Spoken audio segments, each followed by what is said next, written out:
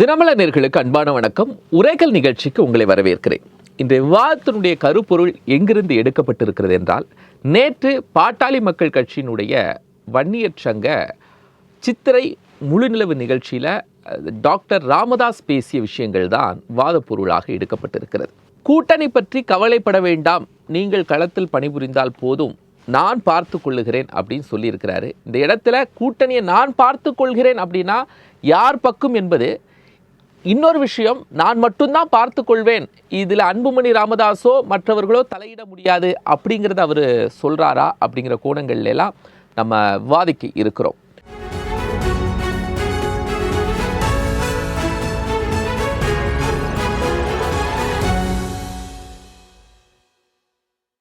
கூட்டணி கவலை வேண்டாம், எந்த பக்கம் பாட்டாளி மக்கள் கட்சி. இரண்டு கருத்துரையாளர்கள் நம்மோடு பங்கெடுக்கிறாங்க. நான் அறிமுகம் செய்கிறேன். மூத்த பத்திரிகையாளர் திரு பாக்கி, அரசியல் விமர்சகர் திரு ஆவின் வைத்தியநாதன். நான் பாக்கிட்டேருந்து வார்த்தை துவங்குறேன்.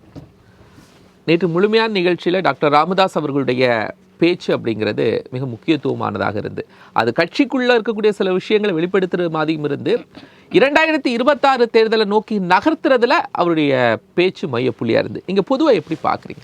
அதாவது நேற்று ரெண்டு பேரோட பேச்சையும் கவனிக்கிறேன். நேற்று இந்த சித்திரை முழுநிலவு நிகழ்ச்சியில் ஒன்று அன்புமணி ராமதாஸோட பேச்சு, டாக்டர் ராமதாஸ் பாமக நிறுவனர் டாக்டர் ராமதாஸோடைய பேச்சு. அன்புமணி ராமதாஸ் பேசுகிற பேச்சு தொண்ட ஒரு வரியில் ஒன்லைன் ஸ்டோரியாக சொல்லப்போனால், திராவிட முன்னேற்ற கழகத்தை தாக்குகிறார். அப்பா ராமதாஸ் மீது தனக்கு இருக்கிற மரியாதை இருக்கிறது என்பதை எஸ்டாப்ளிஷ் செய்கிறார், உறுதி செய்கிறார். மூன்றாவது, இன்னமும் நமக்கு உண்டான அங்கீகாரம் இந்த கிடைக்கல, இடஒதுக்கீடு எல்லாத்தையும் அது விரிவாக சொல்கிறார். இந்த மூன்று ஸ்டேட்மெண்ட்டில் ஆளுங்கட்சியை அன்புமணி ராமதாஸ் தாக்குவதை போல அப்பா ராமதாஸ் தாக்கவில்லை. அதுக்கு ஒரு காரணத்தோடு தான் சொல்கிறேன். தம்பி ஸ்டாலின்னு சொல்கிறார். அப்படின்னா ஆளும் திராவிட முன்னேற்ற கழகத்தோட ஒரு சுமூகமாக போக விரும்புகிறார். துவங்கும் போதே இந்த மாநாட்டுக்கு சிறப்பாக ஒத்துழைத்த, பாதுகாப்பு கொடுத்த, அரசுக்கு பாராட்டுக்கள், இதெல்லாம் கூட அவர் சொல்றாரு. அந்த நமக்கு மாநாட்டுக்கு இவ்வளவு நிபந்தனைக்கு போட்டான்ட்டு அன்புமணி வருத்தப்பட்டதாக தெரியும். இது முரண்பாடு, ரெண்டு பேருக்கு முரண்பாடு. ஆனால் பாமக ராமதாஸ் அவர்கள் ஆளுங்கட்சிக்கு சாதகமாக ஒன்று. ஆளுங்கட்சி கூட்டணியில் இடம்பெற்ற இவருடைய ஜென்ம பகைவர் என்று கருதப்படும் விடுதலை சிறுத்தைகளுக்கு அழைப்பு விடுத்தார். இத்தனை ஆண்டுகள் நான் இந்த முழு நிகழ்ச்சி நடக்கலை, இத்தனை ஆண்டுகள் கழித்து விடுதலை சிறுத்தைகள் அழைத்திருக்கார். அப்படின்னா எனக்கு நாங்கள் உங்கள் கூட்டணியில் சேர்ந்தால் விசிகேக்கு அன்கம்ஃபர்டபுளாக இருக்காது, அவங்களுக்கு தர்ம சங்கடம் இருக்காது என்கிற மெசேஜை மறைமுகமாக திமுகவுக்கு உணர்த்துக்கிறார். இதெல்லாம் பாமக ராமதாஸ் அவர்கள் நகர்த்துகிற காயினுடைய அடையாளம். அதே சமயத்தில் அவருக்கென்று நிச்சயமாக பாமக கட்டி எழுப்பியதில் அவருக்கு மிகப்பெரிய பங்கு, அதில் துளி கூட சந்தேகம் கிடையாது. இவருக்கு இருக்கிற பாசிட்டிவ் பாயிண்ட்ஸை முதல்ல சொல்லிடுறேன். ஒரு வன்னிய சமுதாயம் அல்லது பிற்படுத்தப்பட்ட சமுதாயத்துக்கான ஒரு இயக்கமாக கொண்டு வந்து அதை ஒரு அரசியல் களத்தில், இன்னும் சொல்ல போனால் தேசிய அரசியல் களத்தில் ஒரு முக்கியத்துவம் வாய்ந்த கட்சியாக அவர் உருவாக்கிவிட்டது. அது ஒரு ப்ளஸ் பாயிண்ட்டு. தேசிய அரசியலில் பல முறை பங்கெடுத்து கொண்டிருக்கிறார். ரெண்டு. மூன்றாவது, ஒரு கட்டத்தில் வன்னியர் சமுதாயத்துக்கான கட்சி என்ற இமேஜை மாற்றுவதற்காக தலித் எழில்மலை, திலகபாமா, வேறு நாடார் சமுதாயத்தை, இது மாதிரி எல்லா தரப்பினரும் ஈர்த்து தன் வசம் ஈர்த்து கட்சியில் முக்கிய பொறுப்புகளும் அமைச்சரவையிலே நான் பொதுவானவன், சமூக நீதி தான் என் குறிக்கோள் என்பது. இதெல்லாம் அவருடைய பாசிட்டிவ் பாயிண்ட். இன்னொரு சில விஷயங்கள் சொல்ல போனால், ஃப்ரம் த டே ஒன் நான் மதுவிலக்குக்கு குரல் கொடுக்குறார். அதில் மாற்றம் கிடையாது. அது தொடர்ச்சியாக விடாமல் பண்ணுறார். அது பாராட்டத்தக்க அம்சம். அதே மாதிரி சமூக நீதியில் அவர் கொடுக்குற குரல் அவரே சொல்கிறாரு, சமூக நீதிக்கு நான் குரல் கொடுத்து வர்றேன். நான் என் கால் படாத கிராமமே தமிழ்நாட்டில் இல்லை, ஊரே கிடையாது, அந்த அளவுக்குலாம் சொல்கிறாரு. அதெல்லாம் பாராட்டத்தக்கது. அவர் சில யோசனைகள் கூட சொல்லியிருக்கார். தமிழ்நாட்டில் ஜாதி வாரி கணக்கெடுப்பிடுங்க, யார் எந்தெந்த கம்யூனிட்டி எவ்வளோ பர்சன்டேஜ் தெரியும், அதுக்கேற்ற மாதிரி இடஒதுக்கீடு கொடுங்க அப்படின்னு ஒரு லாஜிக்கலான பார்வைகளும் முன்வைக்கிறார். இதெல்லாம் அவருடைய ப்ளஸ் பாயிண்ட்டு. சரி, மைனஸ் பாயிண்ட் என்ன? டாக்டர் ராமதாஸ் அவர்கள் இன்னொரு ப்ளஸ் பாயிண்ட்டை நான் சொல்லி ஆகணும். அது கண்டிப்பாக நான் பல தளங்களில் சொல்லியிருக்கேன், எங்கேயும் சொல்லி ஆகணும். என்னன்னா தமிழ்நாட்டினுடைய சில காலம் முன்பு ஒரு ஸ்டாலின் விஷயத்தில் நம்ம அதை நான் முற்றிலும் வேற பார்வையுடையவன். ஸ்டாலின் ஒரு நாகரிக அரசியல் நடத்துகிறார்ன்றது மாற்றுக்கிறது கிடையாது. திமுகவில் இருக்க மற்றவர்களை நான் பாராட்டு, அவங்களுக்கு சர்டிஃபிகேட் கொடுக்கல. ஒரு நாகரிக அரசியலை கலைஞர் கருணாநிதி ஜெயலலிதா அம்மையார் இருந்த காலத்திலேயே அந்த ஒரு நாகரிக அரசியலை மேற்கொண்டு வருகிறார்.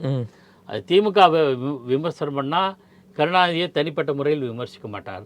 அதிமுகவை விமர்சனம் ஜெயலலிதாவை தனிப்பட்ட முறையில் விமர்சித்தது கிடையாது.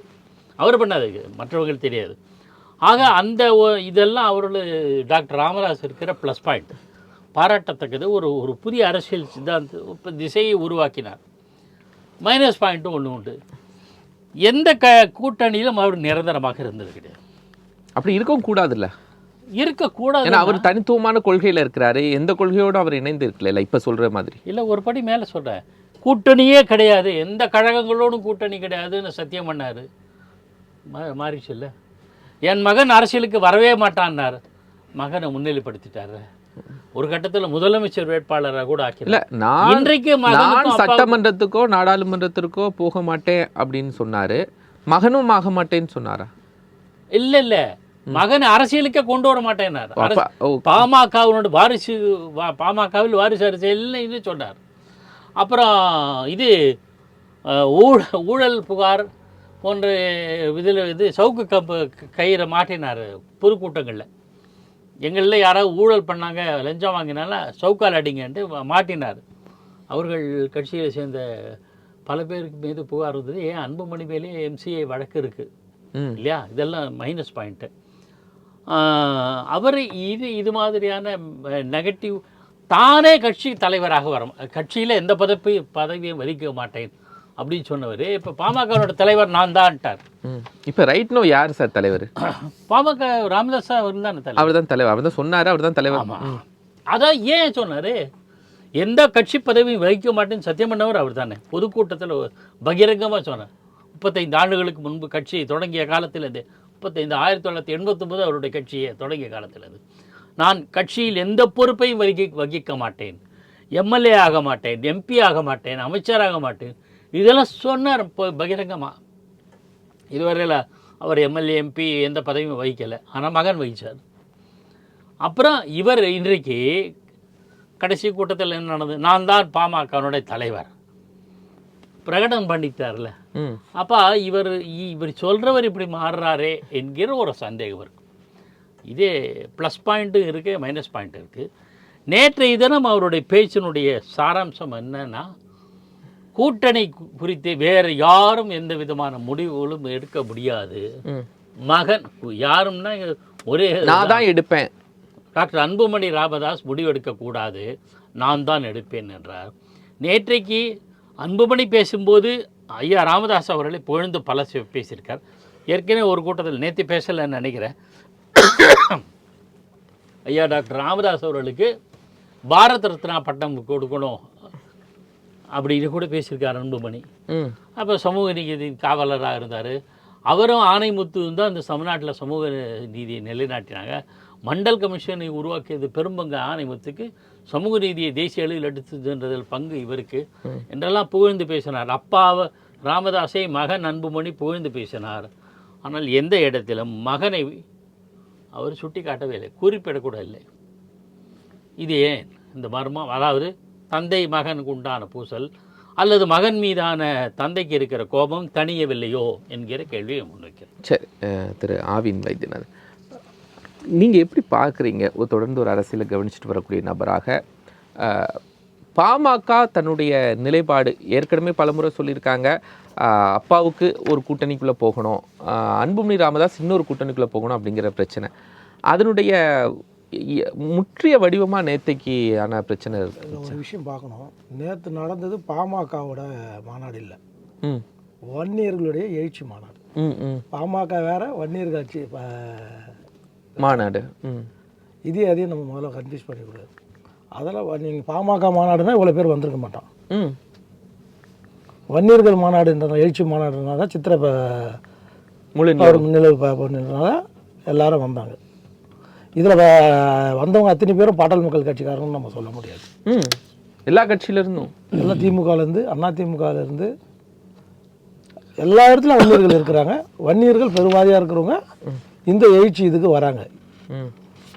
அந்த இடத்துல அன்புமணி வந்து மிக பொறுப்போடு பேசினார். ஐயா ராமதாஸ் அவர்களை ஃபவுண்டர், இந்த வன்னியர் சங்கத்தில் அவர் ஒரு founder, one of the founder. அதில் வன்னியர் சங்கத்தில் வந்து தோற்றுவிக்க காலத்தில் சிவி சண்முகத்தோட அப்பா வேணுகோபால் கவுண்டர் கூட அந்த வன்னியர் சங்கத்தில் முக்கிய பங்காற்றியவர். வெறும் டாக்டர் ஐயா மட்டும் கிடையாது.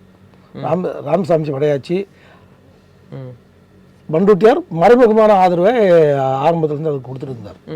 எத்தனை பேர் இருந்தால் ஒரே ஒரு அதில் ஒரு உதாரணம்னா, இந்த வன்னியர் சங்கத்து இந்த இடஒதுக்கீடை பற்றி நேற்று 10.5 பற்றி பேசிகிட்டு இருக்காங்க. இதை வந்து கலைஞர் ஐயா வந்து 1972 முதலமைச்சராக இருக்கும்போது ஐயா பண்டூட்டியார் வந்து பேசும்போது சொல்லியிருக்காரு, போக்குவரத்துறை அமைச்சராக இருந்திருக்காரு. அப்போ ராமசாமி படையாச்சியும் ஐயா பண்டூட்டியாரும் டெல்லிக்கு போய் இப்போ நம்பியாக இருந்தாங்களா, அப்போ அவங்களுடைய அப்பா இருந்தார். அவர் வந்து அட்டார்னி ஜெனரல் டெல்லியில். கலைஞர் கேட்டால் சட்டத்தில் இடம் இருந்தால் வன்னியர்களுக்கு இடஒதுக்கீடு கொடுக்கறதுல எங்களுக்கு எந்தவித ஆட்சேபனையும் இல்லைன்னு சொல்லி ராமசாமி படையாட்சிக்கிட்டே பண்டூட்டியார்னு அவர் சொன்னார். சட்டத்தில் தானே வேணும், அட்டார்னி ஜெனரல்கிட்ட நாங்கள் வாங்கி வந்து தரோம் சொல்லி அப்போ வந்து ஐயா பண்டூட்டியார் வந்து தன் பாக்கெட்டில் இருந்து 1000 ரூபாய் ஃபீஸ், அப்போது லீகல் ஒப்பீனியனுக்கு ஃபீஸ் எவ்வளோ டெல்லியில் அட்டார்னி ஜெனரல்கிட்ட 72 நான் சொல்கிறது ஃபீஸ் வாங்கி பணத்தை கட்டி லீகல் ஒப்பீனியன் வாங்கி வந்து ஐயா கலைஞர்கிட்ட கொடுத்தோம். கலைஞர் சிஎம் கொடுக்கும்போது கலைஞர் என்ன பண்ணார், இப்படி கொடுப்பாங்கன்னு எதிர்பார்க்கல அவர். ராமசாமி படையாச்சி ஐயாவும் ஐயா பண்டூட்டியாவும் வந்து கொடுக்கும்போது பார்த்தார், இதை எப்படியாவது கொடுக்கணுன்ற எண்ணம் கலைஞருக்கு இல்லைன்னு சொல்கிறதுக்கு சொல்ல வரும். வன்னியர்களுக்கு இடஒதுக்கீடு கொடுக்கக்கூடாது, சமூக நீதி போட்டக்கூடிய முத்தமிழறிஞர் கலைஞர் வந்து அந்த 1972 ஐயா பண்டூட்டியார் இன்னும் உயிரோடு தான் இருக்கார். நீங்கள் அவரோட கூட நம்ம தரவு இருக்குது கொடுத்து பண்ணலாம், இதில் சட்டத்தில் இடம் இருக்குது அப்படின்றத சொன்னவர் முதல்ல யாருன்னா ராமசாமி படையாச்சி. அன்றைக்கி இருந்த நம்பியாரோட அப்பா அட்டார்னி ஜெனரல் சுப்ரீம் கோர்ட்டில் இருந்தவர் தான் லீகல் ஒப்பீனியனே கொடுத்தாங்க. அது ஃபீஸ் கூட ஐயா பண்டூட்டியார் தான் பே பண்ணார். அதாவது ஐயா ராமதாஸுக்கு மட்டும் வன்னியர் சங்கத்துக்கு உரியவர்களாம் இல்லை, இதுக்கு முன்னாடி நிறைய பேர் ஒர்க் பண்ணியிருக்காங்க. அவங்களாம் திரையில் மறைவில் இருந்தார். ஐயா பண்டூட்டியார் முதல் கொண்டு சொல்கிறேன். அதுவும் இல்லாமல் நேற்று நடந்ததில் வந்து அவர் வந்து தன்னுடைய கூட்டணி முடிவை எடுக்க போகிறேன்னு சொன்னால் முதல்லாம் சொல்லுவார், ஒரு பொட்டி வைப்பார் ஐயா ராமதாஸ். பொதுக்குழு செயற்குழுலாம் வச்சு தொண்டர்கள் செயற்குழு உறுப்பினர், பொதுக்குழு உறுப்பினர், தொண்டர்கள் முடிவு கேட்டு தான் நான் முடிவை எடுப்பேன், நான் தன்னிச்சையாக எடுக்க மாட்டேன். இப்போ தன்னிச்சையாக ஒரு முடிவு இருந்தால் கூட தொண்டர்களை அந்த முடிவுக்கு காலங்காலமாக திணிச்சு வச்சு தான் நம்ம இது வரைக்கும் பார்த்துருக்குறோம். இது வரைக்கும் பொட்டி, இது மாதிரி ஒரு பொட்டி, உரைக்கல் பொட்டி மாதிரி ஒரு பொட்டியை வச்சு தான் யார் பக்கம் போகணுன்றதை முடிவெடுப்பார். இப்போ அது மாதிரி அவர் சொல்லலை, டிக்டேட்டர் மாதிரி ஆகிட்டார் ஐயா ராமதாஸ் அவர்கள். நான் தான் முடிவெடுப்பேன், சர்வாதிகாரத்தனமாக. அதாவது அவங்க கட்சி, அதாவது சமூகத்திலேருந்து யார்ட்டையுமே அவர் கேட்கல, தொண்டர்கள்கிட்ட கேட்கணும். இல்லை, கட்சிக்கு யார் பலம்? அடிமட்ட தொண்டை. நீங்கள் உழைங்க, நீங்கள் வேலை மட்டும் பார்த்தா போதும், மற்றதெல்லாம் நான் பார்த்துக்குவேன் அப்படிங்கிறாரு. அதுதான் சொல்கிறேன், அது எல்லாரும் சொல்கிறது தானுங்க. கூட்டணி கட்சி ஐயா எடப்பாடி கூட என்ன சொல்கிறார், 12 முறை தோற்ற ஐயா எடப்பாடி என்ன சொல்கிறாரு, கூட்டணி பற்றி நீங்கள் சிந்திக்க வேண்டாம், கவலைப்பட வேண்டாம், நான் பார்த்துக்கிறேன்னு ஐயா சொல்கிறது தானே எடப்பாடி. இது எல்லா கட்சியும் சொல்கிறது தான்.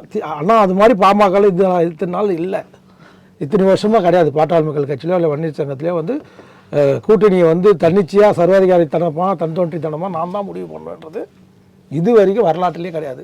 பொட்டி வச்சு தான் இது வரைக்கும் கூட்டணி முடிவு பண்ணது. இதுதான் காலகாலமாக பார்த்துருக்குறோம். பொட்டி என்னன்னா, நீ வேறு பொட்டி நினைக்கக்கூடாது, சாதாரணமாக ஓட் பாக்ஸ் மாதிரி வச்சு உங்களுடைய கருத்துக்களை பதிவு செய்யக்கூடிய பொட்டி அவங்க அதில் ஓட்டிங் போடுவாங்க. அதிமுக கூட வைக்கிறதா திமுக கூட வைக்கிறதான்றத போடுவாங்க. அதில் பெரும்பான்மை என்ன இருக்கோ அதை தான் கவுண்ட் பண்ணிட்டு தான் நம்ம பாட்டாளி மக்கள் கட்சி இது வரைக்கும் அவங்க கூட்டணியை வந்து உறுதிப்படுத்தியிருக்கு. இப்போது மருத்துவர் ராமதாஸ் இந்த பக்கம் கூட்டணி அப்படின்னு ஒரு முடிவு எடுத்தா, இன்னைக்கு இருக்கக்கூடிய ரைட் நோ கண்டிஷனில் பல பேர் அன்புமணி ராமதாஸ் பின்னாடியே நிற்கிறாங்க. நேற்றுக்கு மாநாட்டில் பேசியதுலேயே உடன்பாடு இல்லாமல் இருந்துச்சு பல பேருக்கு. அது ஒரு பெரிய முரணா உடையுமா? அதாவது இந்த தேர்தல் அது வெளிப்படாது. ஏன்னா அன்புமணி ராமதாஸ் எடுத்த முடிவுகள் எல்லாமே ஐயா எடப்பாடி எப்படி தவறான முடிவு எடுத்தாரோ அதே மாதிரி அன்புமணி ராமதாஸும் தொடர்ந்து முடிவுகள் வந்து சக்ஸஸ்ஃபுல்லாக இல்லை. அதுதான் ராமதாஸ் கண்டிக்கிறாரு. அதாவது அவர் எதிர்பார்க்குற உழைப்பை அன்புமணியால் தர முடியல. அவர் அந்த காலத்தில் உழைச்சா மாதிரி பட்டி தொட்டிலாம் போன மாதிரி அன்புமணியால் போக முடியல. அதுக்கான உழைப்பே ஒரு போல்ன்றது தான் அவருக்கு ஐயா ராமதாஸுக்கு வந்து அன்புமணி மேலே மிகப்பெரிய கோபம். அது மேடையிலே வெளிப்படுத்துறாரு. நீ உழைக்கல, அது வந்து வெறும் தொண்டருக்கு சொன்ன வார்த்தை. அப்ப எம்எல்ஏக்களை திட்டினதுங்கிறது எம்பியா இருக்கக்கூடிய அன்புமணிக்கும் சேர்ந்து தான் பொருந்தும், அவருடைய மனைவிக்கும் சேர்ந்து தான் பொருந்தும். நீங்க உழைக்காமையே பதவிக்கு வரீங்க, உழைக்காமையே சீட்டு கேட்கணும்னு நினைக்கிறீங்க.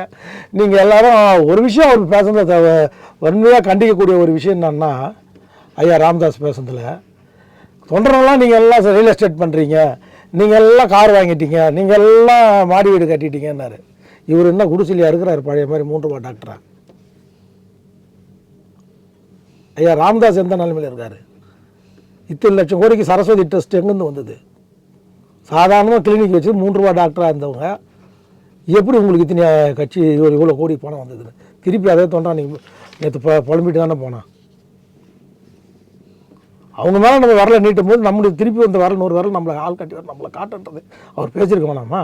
ஒரு தொண்டை வந்து பதவிக்கு வரணும் உயரணுன்றது எல்லாத்த கட்சி தலைவரும் நினைக்க வேண்டிய விஷயம். மனதளவில் பாருங்கள், நீங்கள் எல்லாம் வந்தது சந்தோஷம், ஆனால் அடுத்தவங்களுக்கு வரத்துக்கு வழி விடுங்க.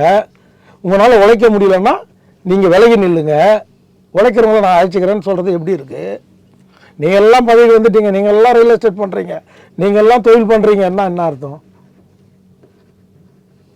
அதனுடைய அர்த்தம் என்ன? அதுன்னு இந்த தொண்டர்கள் வந்து வந்தவங்க அத்தனை பேரும் ஒரு எழுச்சியாக வந்தவங்க போகும்போது அந்த எழுச்சியோட போகல. ஐயா ராமதாஸுக்கு வந்து வயது முதிர 88 வயசு ஆகுது, கிட்டத்தட்ட 88 வயசு ஐயா பண்டூட்டியாராக இருக்காரு. இன்னும் நான் வலிமையாக முதல் எம்எல்ஏ சட்டமன்ற உறுப்பினர். ஆமாம், 4 பேரில் அவர் ஒரு சட்டமன்ற உறுப்பினர் ஐயா பண்டூட்டியார். அவர்கிட்ட கேளுங்க, தரவுகள் இருக்குது, எல்லாம் இருக்குது. நீங்கள் 10.5 கடைசி நாளில் சட்டமன்ற கூட்டத்தொடர் 5 நிமிஷத்தில் முடியும் போது அதை அவசரமாக நீங்கள் போய் சிவி சண்முகத்தை பிடிச்சி பேசி அந்த தரவுகள் ஐயா பண்டூட்டியார்கிட்ட 1972 தரவுகளே இருக்குது இல்லையா? அவங்க தானே போய் அட்டார்னி ஜெனரல்கிட்ட போய் ஒப்பீனியன் வாங்கினாங்க. அதெல்லாம் கூட வாங்கி பார்க்காம சுப்ரீம் கோர்ட் என்ன சொல் தரவு ஹைகோர்ட்டு சுப்ரீம் கோர்ட் என்ன தரவுகள் நீங்கள் சரியாக அமைக்கவில்லைன்னு தான் சொன்னாங்களே தவிர கொடுக்கக்கூடாது அப்படின்னு எந்த இடத்துலையும் மறுக்கலை. நீங்கள் வச்ச தரவுகள் சரி, தரவுகள் கேட்கணும். உள் மனசுலேயே உள்ளபடியே நீங்கள் வந்து 10.5% அனைத்து இந்திய அண்ணா திராவிட முன்னேற்ற கழக அரசு எடப்பாடி அரசு கொடுக்கணும்னு நினச்சிருந்தா இந்த தரவுகளை திரட்டி எவ்வளோ டைம் வந்து அதை மிஸ் பண்ணிட்டாங்க. ஆமாம், ஜஸ்டிஸ் குலசேகரன் சாரோட கமிட்டியோட அறிக்கை இருந்தது. சரி, புரியுதுங்களா? அது ஜஸ்டிஸ் இவங்களுக்கு நீங்கள் சரி பார்க்காம அவசரமாக கொடுத்ததுனால தான் போச்சு. திரும்ப வந்து ஐயா ராமதாஸ் நேற்று பேசும்போது சொல்கிறாரு, நாங்கள் வந்து தம்பி ஸ்டாலின்கிட்ட போய் கொடுத்தோம், அவங்க அப்பாவே இடைவெளி கொடுக்க மாட்டேன்னு சொன்னவர். அட்டார்னி ஜெனரல் சொல்ல முடிஞ்சது போய் ஒப்பீனியன் வாங்கிட்டு வந்தோம்னா அன்றைக்கி இருந்த முதலியார் சமூகத்தை சேர்ந்த பொருளாதார கட்சி திமுகவோட பொருளாதார சே மாதவன் பாவு இந்த தரவுகளை கொடுத்து வெரிஃபை பண்ணுங்கன்னாரு. மாதவன் யாதவர் சமுதாயம் மாதவன் முதலியார் சமுதாயம் நீங்கள் செக் பண்ணிங்க கொடுத்து இது வரக்கூடாதுன்றதுக்கோசம் தான் நீங்கள் அங்கே கொடுத்து அதை கிடப்பில் போட்டவர் ஐயா கலைஞர். இது எல்லாருக்கும் தெரிஞ்ச உண்மை. கடைசி வரைக்கும் ராமசாமி படையாச்சும் போராடி தோத்துட்டு போனார். ஐயா ராமதாஸ் 89 மரம் வெட்டி காடை வெட்டி எல்லாத்தையும் பண்ணி 21 பேர் குண்டடி போட்டு இறந்த போது ஐயா பண்டூட்டியார் வந்து இந்த போலீஸ் இலாக்காவில் காவல்துறை பொறுப்பு வகிக்கக்கூடிய மந்திரியாக இருந்தார். கடைசி ஐயா இருந்தார். முதலமைச்சர்கிட்ட இருக்கிற அந்த பொறுப்பு தலைவர் புரட்சித் தலைவர் புரூக்லின் ஹாஸ்பிட்டல் அமெரிக்காவுக்கு போகும்போது இவருக்கு நெடுஞ்செழியன்கிட்ட முதல்வர் பொறுப்பு கொடுத்தா கூட காவல்துறையை வந்து ஐயா பண்டூட்டியார்கிட்ட கொடுத்தாங்க. இந்த கலவரம்லாம் நடந்தது இல்லையா? ஆமாம், காடுவெட்டி குரு ஐயா எல்லாம் பண்ண அந்த கலவரம் 21 பேர் குண்டடி போட்டாங்க. எல்லா அதில் வந்து ஐயா பண்டூட்டியார் தான் ஐயா ராமதாஸ் ஒன்றும் பெரிய பாதிப்பு அடையல. அதில் யாருக்கும் ஆக்சுவலி பாதிப்புன்னு பார்த்தீங்கன்னா, இப்போ வந்தவொடனே ஆரம் வீரப்பானும் பொன்னையானனும் போய் பாவசா 3 பேரும் சேர்ந்துட்டு போய் புரட்சித் தலைவர்கிட்ட கலவரம் பண்ணுறாங்க. சார், இந்த கலவரத்தெல்லாம் காரணம் வந்து பண்டூட்டியார் தான், அவர் தான் காவல்துறை பொறுப்பு வகித்தவர், இவர் வந்து வேணுட்டு அவங்க சமுதாயன்றதுனால இதை வந்து கண்டுக்காமல் அவங்களுக்கு பெரிய இதெல்லாம் பண்ணாமல் நீங்கள் வர மாட்டீங்கன்னு நினச்சிக்கின்னு உங்கள் நாற்காலிக்கு ஆசைப்பட்டவர்னு சொல்லி புரட்சித் தலைவருக்கும் அவருக்கும் ஒரு இடைவெளியை உண்டு பண்ணவர் யாருன்னா மறைந்த ஆரம் வீரப்பன். ஸோ இதெல்லாம் தான் பின்னணி. பட் இப்போ இல்லை அந்த பாயிண்ட்டுக்கு முடிச்சிடுறேன். அந்த பாயிண்ட் முடிஞ்சவொன்னா ஐயா கிட்ட இருந்த மின்துறை, பண்டூட்டியார்கிட்ட இருந்த மின்துறை அமைச்சர், காவல்துறை எல்லாத்தையும் புரட்சித் தலைவர் வாங்கிட்டு அப்போலாம் அந்த உணவுத்துறை வந்து ஒரு டம்மி போஸ்டிங் அவர் உணவுத்துறைக்கு மாற்றுறாங்க இல்லையா. ராமதாஸும் அவங்க பையனும் உரிமை கொண்டாலும் இதனால் நிறைய பாதிக்கப்பட்டவர்களாம் இன்னும் உயிரோடு தான் இருக்காங்க. இந்த சமுதாயத்துக்கோசம் இன்னும் உழைச்சிட்டு தான் இருக்காங்க. அவங்க சைலண்டாக பண்ணிட்டு இருக்காங்க அந்த சமுதாயம் முன்னேற்றத்துக்கோசம். இவர் மாதிரி மாறு தட்டிக்கல ஐயா ராமதாஸ் மாதிரி. இல்லை ராமதாஸ் அது மட்டும் இல்லை, நேற்று பண்ண அந்த பிழைகளை சுட்டி காட்ட விரும்புகிறேன். இப்போ பாயிண்ட்டுக்கு வரேன் நான். நேற்று பண்ணும்போது ஒரு சாமானிய தொண்டன் வந்து உயர்ந்திருக்கிறது, கார் வாங்கிட்டான், பங்களா வாங்கிட்டான், வீடு வாங்கிட்டான்னு சொல்லும் போது நீங்கள் என்ன எதுவுமே வாங்காமல் இருக்கிறீங்களா? இந்த கேள்வி அவர் நோக்கி பாயுது. பாயுதா இல்லையா? இது மாதிரி ஒரு மோட்டிவேஷன் பண்ணுற ஒரு இடத்துல போய் நீங்கள்லாம் வசதி ஆகிட்டீங்க, அதனால் உழைக்கிறதுக்கு நீங்கள் தயாராக இல்லை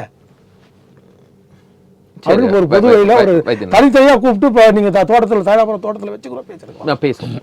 பாக்கி அப்பா மகனுக்குள்ள பிரச்சனையாக தான் ஆவின் வைத்தியநாதன் சொல்கிறார். அதுக்கு தான் வேறு எம்எல்ஏக்களை சுட்டி காட்டுறாங்க. நீங்கள் வேலை செய்யலைன்னா அடுத்த முறை கடலில் தூக்கி போட்டுருவேங்கிறாரு. மாவட்ட செயலாளர்கள்லாம் ரியல் எஸ்டேட் பண்ணுறீங்க, நான் குடிக்காத நபர்களை, சின்ன சின்ன பசங்களை நான் மாவட்ட செயலாளர் நியமிப்பேன், ஒட்டுமொத்த அதிகாரமும் இருக்குது அப்படிங்கிறத அவர் அங்கே ஃபோர்ஸ் பண்ணுறதை எப்படி பார்க்குறீங்க? அதுக்கு ஒரு மெசேஜ் இருக்குது. அது அன்புமணிக்கு மறைமுகமாக விடப்படுகிற செய்தியாக நான் புரிந்து கொள்கிறேன். அதுக்கு முன்னாடி நண்பர் தம்பி ஆவின் வைத்தியநாதன் சொன்னது முரண்படுகிறேன். இது ஜாதி அமைப்பு அல்லது சமுதாய அமைப்பு கூட்டம் மட்டும் ஒதுக்கிவிட முடியாது. நேற்று மேடையில் இருந்தவங்க பாமகவினுடைய நிறுவனர் தலைவருமான டாக்டர் ராமதாஸ், அடுத்து கௌரவ தலைவராக இல்லை ஜி.கே. மணி, அப்புறம் யார் அன்புமணி, எல்லாமே மேடையில் இருந்தவங்கெல்லாம் பாமகவின் ஒரு பக்கம். அது ஓட்டும் அப்படியும் சமுதாயம்னு எடுத்துக்கொண்டாலும் ஒரு பேசுகிறாரு. டாக்டர் ஐயா பேசும்போது அவர் தான் முக்கியமான உரை நிகழ்த்துகிறார், எழுச்சி உரை ஆற்றுகிறார். அவர் சொல்கிறாரு, ஒவ்வொரு இளைஞர்களும் ஒவ்வொரு தொகுதியில் கிட்டத்தட்ட 200 பேர் 100 வாக்குகள் 2000 பேர் 2000 இளைஞர்கள் தலா 100 வாக்குகளை திரட்டினாலே நாம் 60 இடங்களை பெற்று விடலாம் அப்படிங்கிறார். அப்போது அது பாட்டாளி மக்கள் கட்சி மாநாடு என்று தான் புரிந்து கொள்ள வேண்டும். பேசினது எல்லாமே பார்த்திங்கன்னா சமுதாயத்தை சார்பாக மட்டுமல்ல, பாமகவினுடைய நோக்கமும் இருக்குது. நம்ம அதுக்காக பெரிய முரண்பாடுன்னு அவருக்கு நான் முரண்பாடல்ல, தகவலுக்காக கூடுதல் தகவலுக்காக சொல்லும். அதே சேர்ந்த இன்னொரு விஷயம், எல்லாம் மறந்துட்டோம். வன்னியர் ஓட்டு அந்நியருக்கு இல்லை என்று 50களில் ராஜாஜி அமைச்சரவையில் இடம்பெற்ற எஸ் ராமசாமி படையாச்சியர் சொன்னார். அப்போவே இந்த சமுதாயத்தின் மீதான ஒரு குறிப்பிட்ட சமுதாயத்தின் மேம்பாடு தொடர்பான பார்வை பல தலைவர்கள் இருப்பார். அந்த விஷயத்தில் ஆவின் வைத்தியநாதன் உடன்படுகிறேன். ராமதாஸ் மட்டும் வன்னியர்களுக்கான ஒரு ஃபேஸை கொடுக்கலை. அந்த காலத்திலேருந்தே பல தலைவர்கள் உருவாக்கியிருக்காங்க. முதல்ல குரல் கொடுத்தவர் டாக்டர் எஸ் படையாச்சி, ராமசாமி படையாச்சி, மாற்று கருத்தில் அதை பில்டப் பண்ணியிருக்கார். இவர் ஒரு ஆர்கனைஸாக பண்ணியிருக்கார் ஒரு கட்சி என்ற கட்டுக்கு. அவரும் உழைப்பாளர் கட்சி தான். ராமசாமியுடைய ராஜாஜி அமைச்சர்கள் இடம்பெற்றார். ஆனால் என்ன சொல்கிறேன், பின்னாடி கூட இடம்பெற்றார்னு தெரியல எனக்கு. ஆக ஒரு சமுதாய பார்வையோடு ஒரு இயக்கம் அரசியல் இயக்கமாக தொடங்கிய தொடக்க புள்ளி வந்து எஸ் ராமசாமி படையாச்சி. அதை ஒரு வெல் ஆர்கனைஸ்டாக நல்ல பொறுப்புகள், நல்ல ஒரு எக்ஸ்போஷர், வன்னியர்களுக்கு தங்களுக்கு தாங்களே தன்னம்பிக்கை பெறுகிற அளவுக்கு உயர்த்தியவர் ராமதாஸ். அது மாற்று கருத்து இல்லை.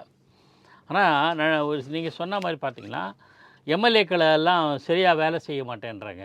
அவங்கள வங்கக்கடலில் தூக்கி போட்டுருவேன், கணக்குகள் கரெக்டாக இருக்கணும், அப்புறம்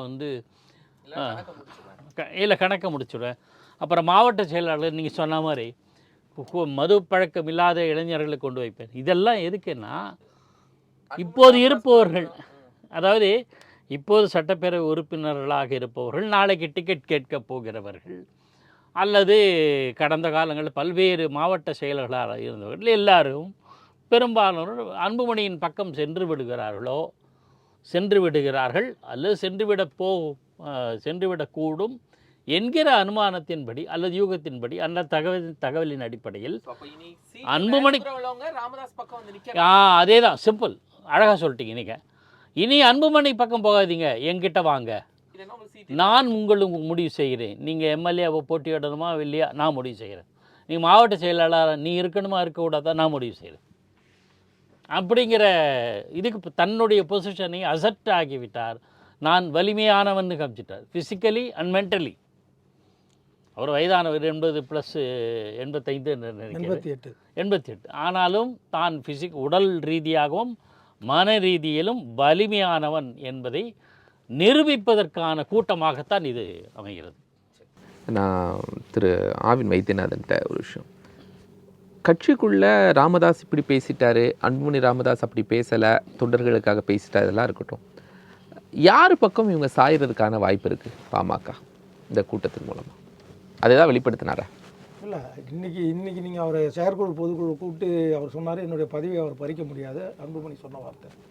அப்படின்னா செயற்குழு பொதுக்குழு தான் என்னை வந்து முடிவு பண்ணியிருக்கு, தேர்ந்தெடுத்திருக்கு. அதனால் இவர் நான் தான் இன்னும் தலைவர் பதவியில் இருக்கிறேன் அப்படின்னு அவர் சொன்னார். அதுக்கப்புறம் அதுக்கான நீங்கள் இல்லை நான் தான் இருக்கிறேன்னா ஐயா ராமதாஸும் சொல்லலை. திரும்ப செயற்குழு பொதுக்குழு கூட்டி இதை அந்த அதிகாரம் ராமதாஸ்கிட்ட இல்லை இருக்கும், பைலா பிரகாரம் இல்லை, நிறுவனருக்கான அந்த பவர் கிடையாது. அந்த இயக்கத்துக்கு பவுண்டரு, அவ்வளோதான்.